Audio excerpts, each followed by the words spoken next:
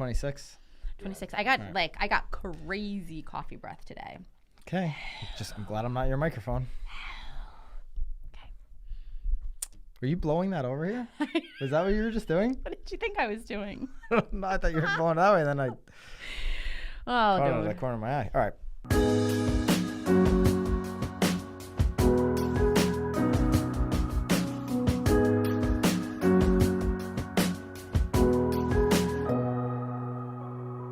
This is Byron Lazine and Nicole White, and you are tuned into episode 26 of The Real Word. Word up. What up? What up, coffee breath? Woo woo. What do you got? Hi. We've got some intense rackets. I'm actually really excited. I know about you're the so rackets. excited. So let's get through the actual good stuff, Let's the get real through estate the real word. stuff. Okay, let's do it. And then we can get to your rackets, right? Yeah. So I talked about this on the radio with Oh, you did? Pat on Saturday, yeah. And it was Obviously, Pat's cooler than I am. we're talking about it now. And we're gonna go even deeper. Second Secondhand smoke? string, like the Second, second string. I'm like sloppy seconds? I'm like the sub, Pat didn't have much to say about it because he's not in the game like we No? are. How many times? And ultimately, he what should we're though. talking I mean, about. he's just he's a property owner, isn't he? No, he rents that. Oh, he rents okay. that. So, Zillow Zestimates. A judge dismisses a class action lawsuit against Zillow's Zestimate.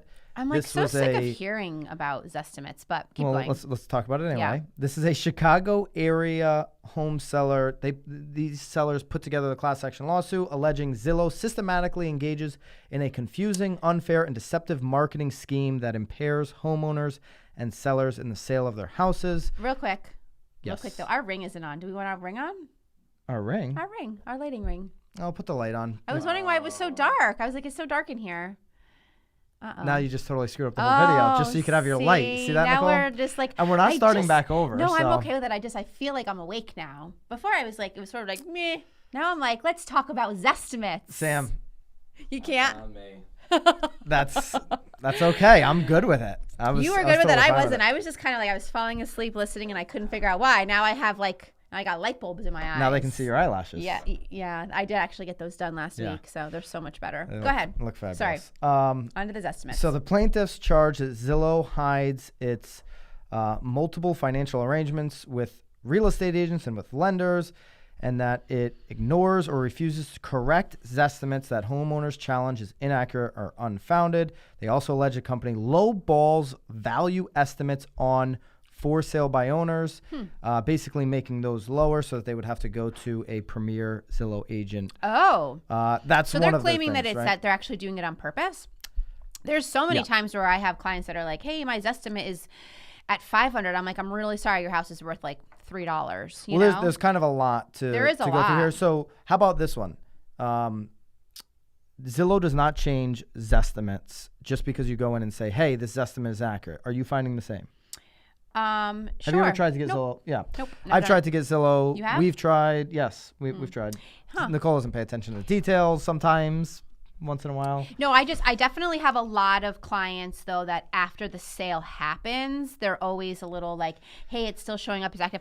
I actually even get, I mean, this is totally not related at all, but I get emails all the time saying, hey, Nicole, I just saw your listing is for rent on Zillow too. But anyway. Well, there's a lot of that misinformation, but just talking about the Zestimates, you cannot get them. I have not been able to. If anybody out there has been able to get them to just straight up change it to your number of choice, whether you have an appraisal number, a BPO, whatever you have. Well, I think that that doesn't work. Well, so I have to though sort of be devil's advocate on that though, because I feel like they can't, because based on what their argument is that it's sort of this like rough number of it's just pretty much like an average price for the neighborhood. If you were all of a sudden then to put the real number, then what they're claiming they're doing, it would not actually be what it is that they're doing. And so they say they have a 4.6% margin of error. Can you get your phone to stop buzzing, please? They have a 4.6% margin of error. She's like, now she's gonna act like a kid the rest of this podcast, like, you know, the kid that says, hey, you know, don't do that, you're gonna spill that. You mentioned one thing like that, and it's this okay. show's gonna go off I'm the good. rails here. No, I didn't realize it was bothering you so much, because I feel like we're always vibrating because of you. But is that you again? Anyways, Anyways, they say they have a 4.6 margin of error. Clearly much busier than you are. Spencer Raskoff's home, the CEO of Zillow, was over 40% out of what it actually sold for, the Zestimate and the sales price. So clearly, even their own CEO's home is completely off. His was higher, by the way. Right, Maybe there could be a little price manipulation there. Wow. I'm not saying that, Spencer. Don't come after me, dude. But you're like a Zillow lover. I'm not a Zillow lover. You are. But I agree. They've been upfront. And this has been our argument with Greg Haig. Yeah, and well, the whole they were. I mean, they were on movement. the Today Show talking about this estimate. I mean, they definitely haven't been hiding.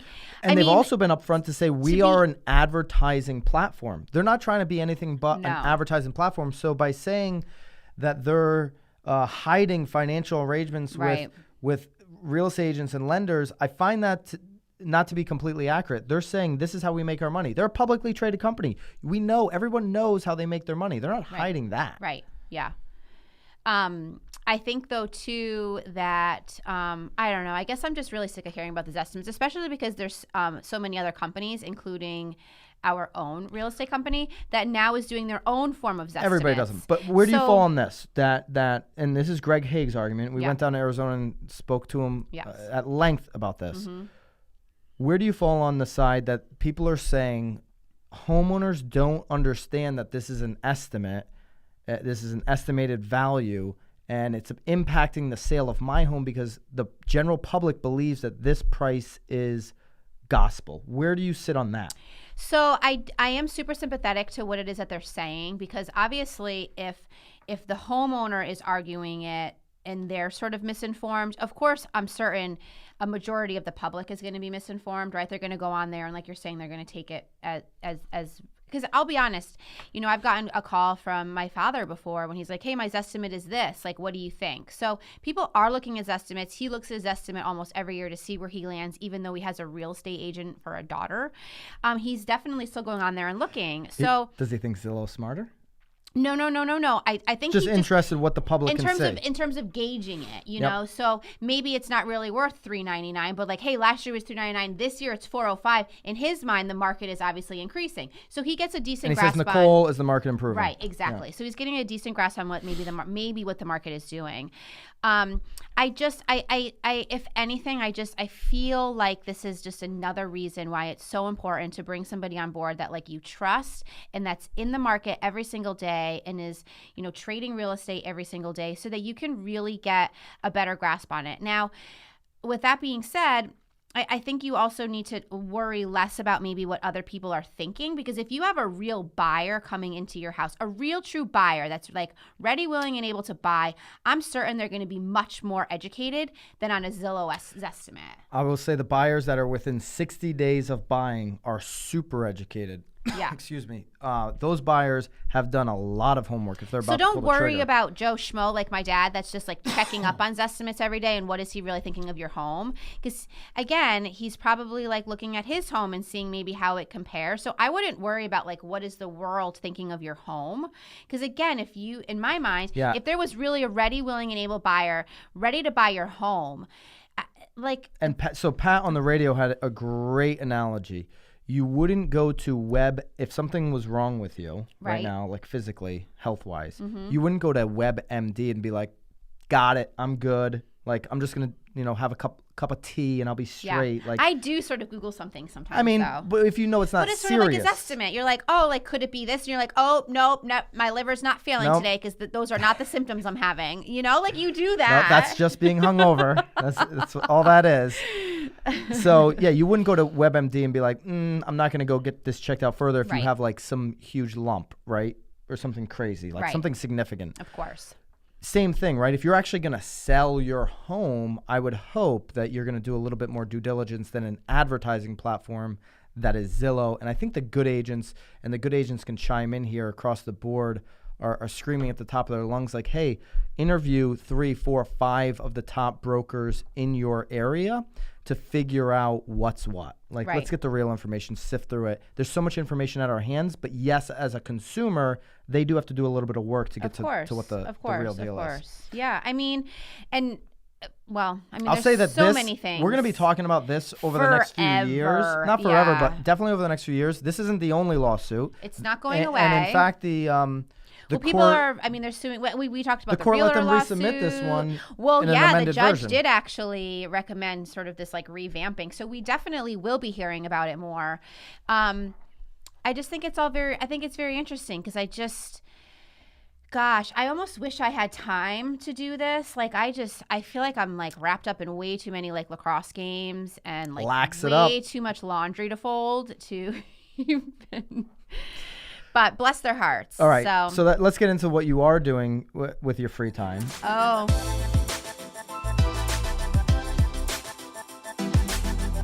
Racket number one. Actually, it was. Who out there that's watching this here in the beginning of this week over this last weekend spent your Saturday morning, early morning, watching the royal wedding? I did.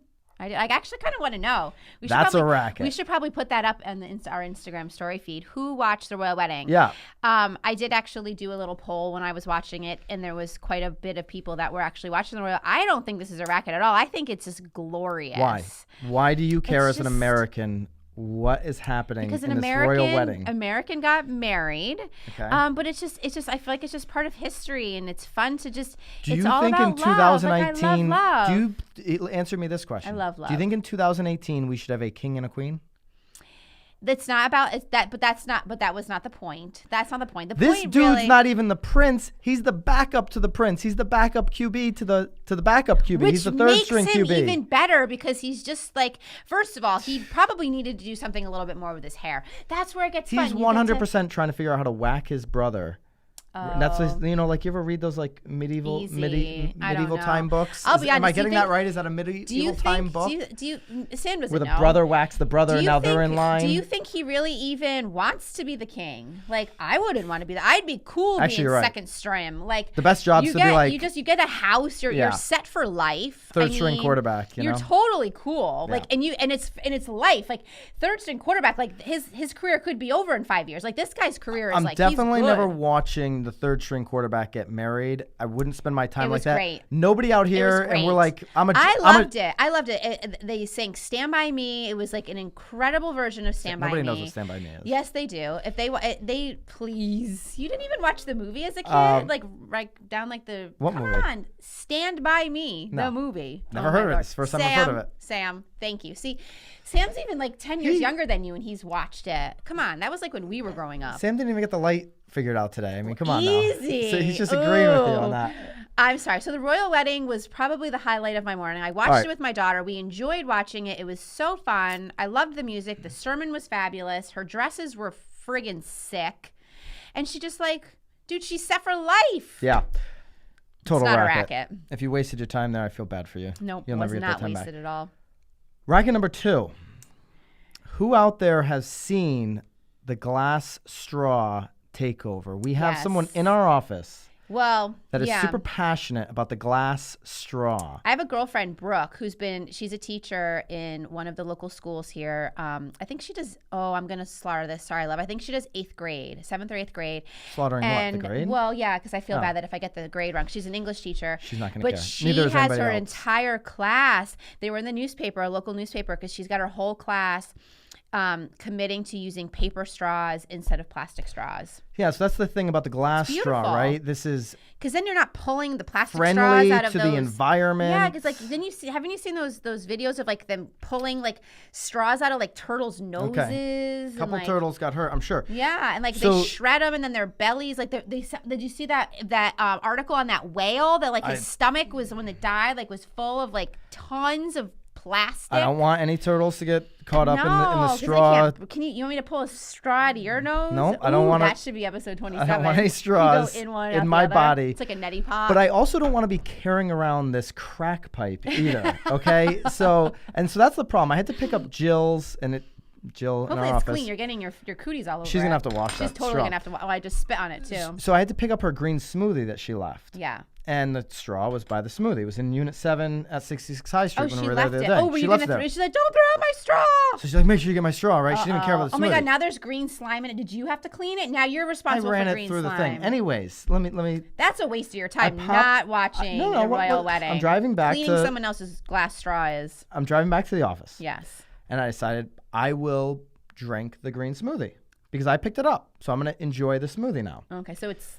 So okay. I drank the smoothie. Now, after the smoothie, I have this straw. And just think about it. It's got green smoothie in it. I'm in my car. I don't know where to put the straw. You can't put it anywhere. I have this dirty straw. There's Totally nowhere to put the straw. No. This is a total racket. I agree. It is going to completely fail. Nobody's carrying around what clean looks like a crack pipe. It does. And what dirty you can't put anywhere. You can't put it in your Again, pocket. I've raised 3 children. They weren't glass straws, but like plastic straws. Do you know how many sippy cups I had to throw out because it get bit black? And Jill spent $10.99 slimy on and that like, glass straw. God, then you're finding it under the couch. I mean, if I couldn't do it for kids, I'm certainly not going to be able to do it for me. So we agree, total racket.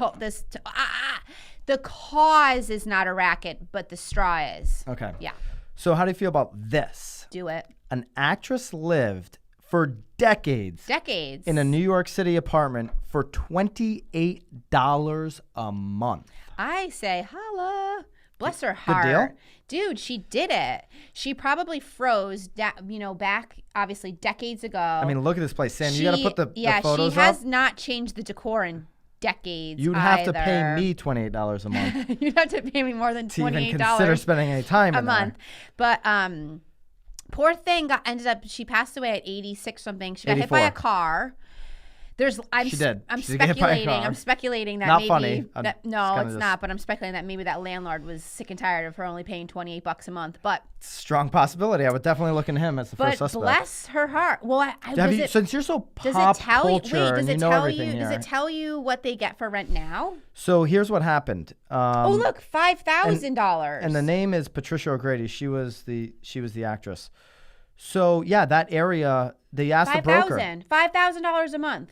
They asked. They can go up as high as $7,000. It's a 2-bedroom. Gary Nuremberg, a realtor who specializes in downtown Manhattan. I don't know if I said his last name right. Just rented rented one, a 2-bedroom, not too long ago in that area for $5,000. They can go up to $7,000. She was getting it for $28 a month. $28. I mean, poor thing though. I'm certain that she has crazy other expenses because like your electric bill has probably gone up drastically since she started. So I mean, it's not like her bills didn't go up, but $28. I mean, so here's what happened. Probably cost you more to actually write the check and mail it. The most recent landlord, Adam Pomerantz, told CNN he bought the building in 2002, and he was surprised to learn that one of his tenants was paying this low of a rent. The previous owner had passed away several years before, and the executor of the estate told Pomerantz that he never raised O'Grady's rent because he liked her so much. Oh, wait, so he inherited the properties. Is that what you're saying? No, the previous owner passed away, and then when he bought it from the estate. Right. Yeah. He liked her so much, they were great friends, that he kept it at this ridiculously low rent, which was $26.45. See, there's still some good people in the world then. So because of rent stabilization laws, he could only rent it a whopping raise her rent. He could only raise her rent. Yes, yeah. Raise it $1.98 a month. A month. So that's actually that's a lot though. So every month you can raise someone's rent $2. If you're looking at a larger rent, that's like crazy, insane price each month. If you're familiar with the New York City rental laws, I'd love to hear in the comments. Down there. It looks like the landlord actually installed. It's right there. Nevertheless, against O'Grady's wishes, he installed a $12,000 heating unit in the apartment, the equivalent of about 35 years of her monthly rent payments. Yeah. She's my hero. I kind of want to I feel like I want to do like a biography on her or something. The rent's going to go up to $5,000 a month, but I'm very interested in the rent stabilization laws. Is that legit? Like, can you just every month? Well, $2 is a lot. I mean, that's. But they're saying they're saying $2. 10% each month. It was all they could raise it in 2002 because of how long she's been there. I don't understand the law. If you do, please drop us a comment or a link where we can learn more, because that's super interesting to me. Only after you tell us if you watch the wedding. If you watch the wedding, also drop us a comment. Love to see how many people spent their time in the royal waste. It was in the morning. It was like 7 a.m. It was over by 8. Like it was quick and easy, and you could sip on your coffee while you were watching it. All right. Drop us a comment and share this up. If you're enjoying this show, share the video with your friends or somebody should see it. And we'll see you next time on The Real Word. See ya.